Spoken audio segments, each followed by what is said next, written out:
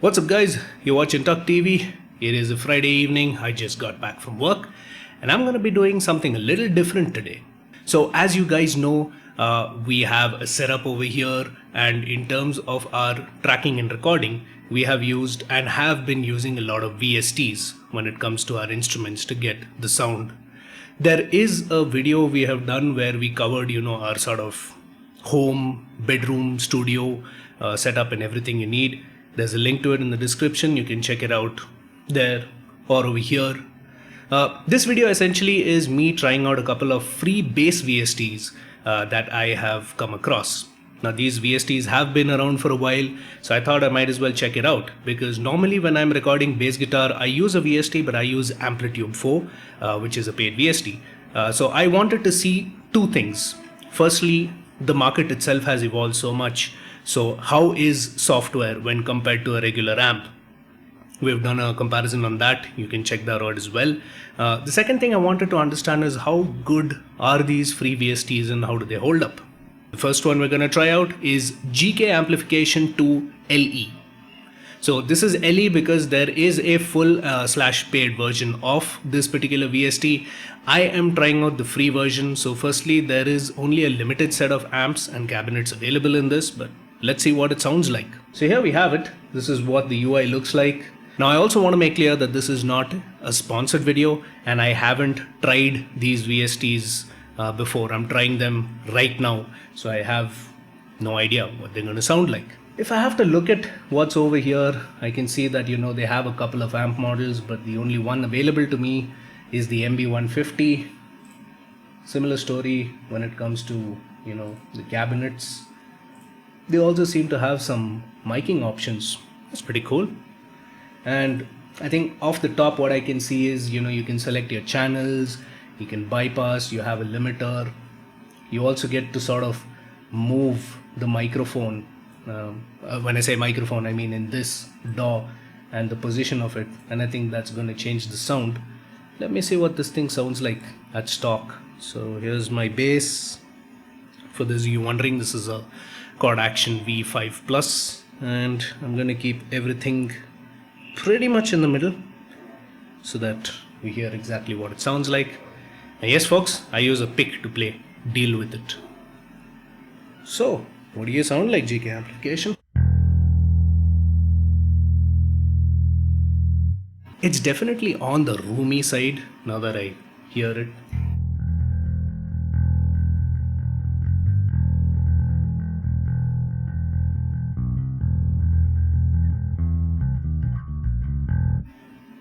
Pretty nice though. But let's take a look at this. So this of course is what the bass sounds like on bypass. So this is just the bass guitar as is. And then once I go ahead and put the simulation in, this is what you hear.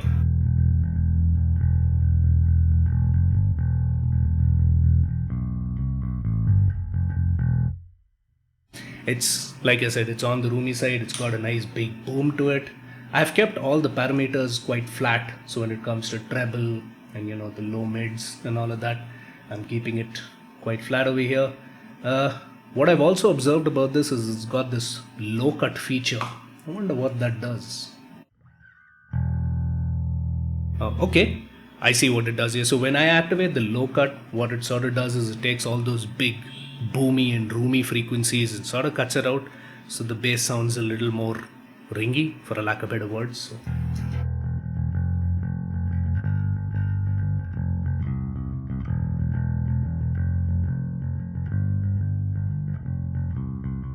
there is also this contour and high boost button, and what that sort of does is it boosts the highs.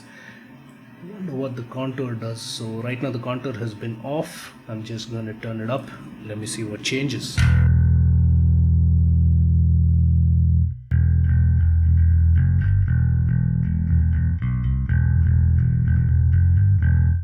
Nice.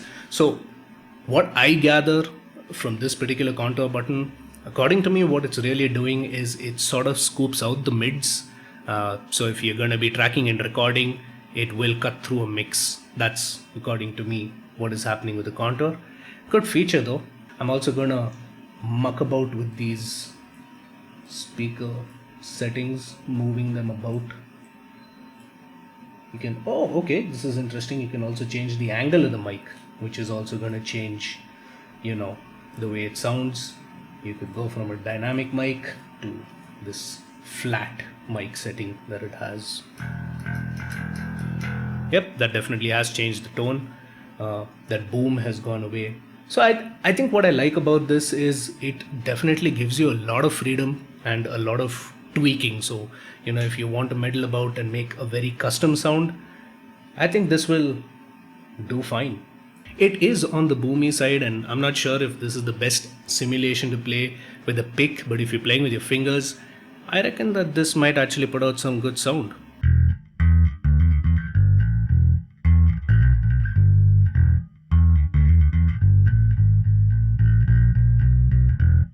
Nice. Okay, next, what do we have? I'm going to replace this with the next option that we have, and that one is called Audio Assault Bassgrinder. Again, keeping all the parameters as flat as possible because I'm trying to compare these guys. Okay, let's see what you sound like.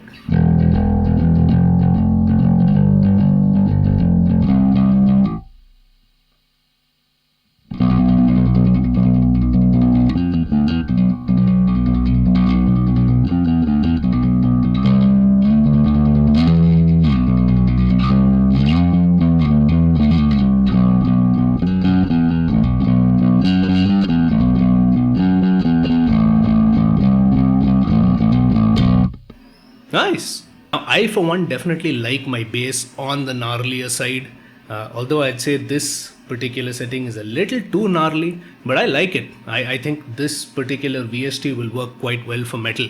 So I've got two options here. I've got an amplifier and a cabinet, and you know, the amplifier is a Dragon. I have another option for Razor. I just dialed everything up even more. Now I wonder what's going to sound like. Well, sounds very, very lemmy. There also is this option for crush. I wonder what it does.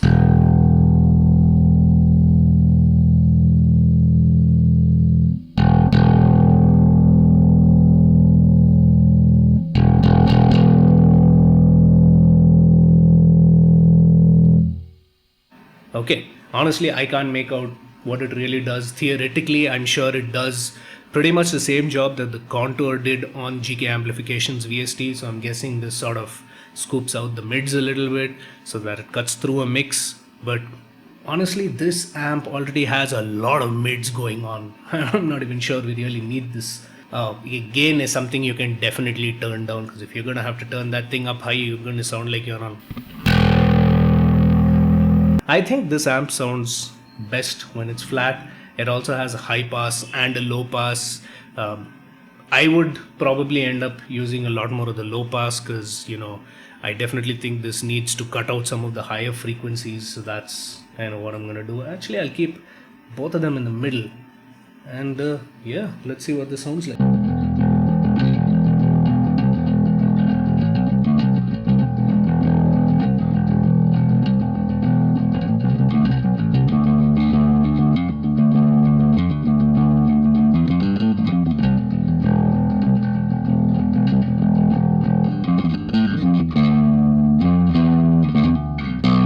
I think it's a great VST. I think it definitely has a place, and if you guys are playing some heavy shit, this is going to fit well.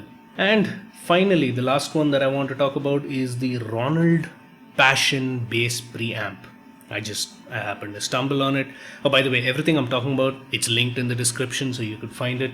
And let's load up Ronald Passion Bass Preamp and see what it sounds like.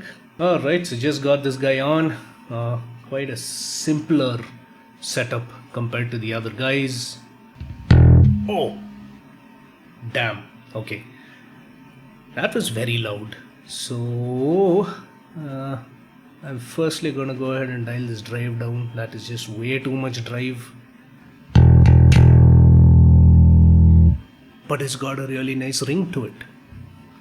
So off the top, what I can see, it's got the drive, It's got a shaping and tone. Tone, of course, is gonna define how much clarity you want, and the shaping, to my mind, is going to do pretty much the same thing again, like the contour, what the crush was supposed to do. We'll check that out again, keeping all the parameters the same. It's got a hard and a soft mode. What does that mean?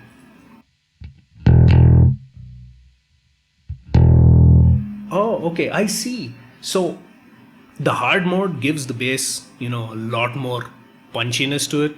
But if you're playing something outside of metal, in case you want to do some jazz or blues and you want this really nice mellow bass, you could just go into the soft mode. Then you got this like...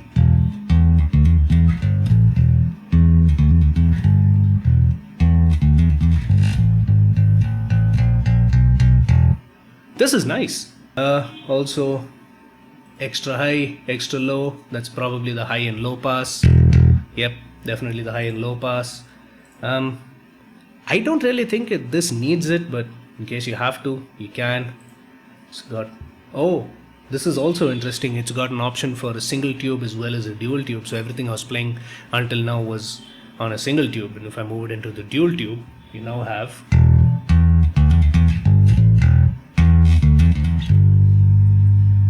Can you hear it? I mean, it's got that different ringiness to it. It's got nice dynamic tone to it. Also, let me see how it sounds like with the pick.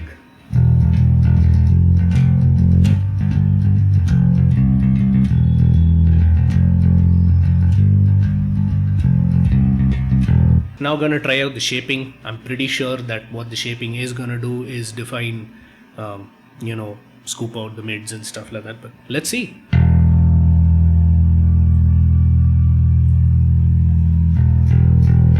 Okay, this is a little different. I think what shaping does is it gives it an overall rounded tone and softens it up. It doesn't have those rough edges anymore. So yeah, that's what it does. Okay, I have to say this personally was my favorite among the three. I really like that it's well balanced. It's not as roomy and boomy as GK Amplification's VST. It's not as gnarly as the Bassgrinder. It sits somewhere in between. It's relatively easy to understand, not like an awful lot of knobs going on. Not that the others have too many either, but there's just something about this that kind of fits. It fits perfectly, and I feel it has the most amount of versatility. You can use it in metal, outside of metal. Sounds pretty good. Anyway, I am also, maybe tomorrow, set up all three of these preamps and do sort of a comparative shootout with sort of relatively flat settings across all of them. And I'm also going to play it in a mix. Keep in mind, I am going to keep the bass a little high in the mix so that you can actually hear what's going on. And let's see how these three fare. But of course, in terms of this video, you are going to find that comparison right here.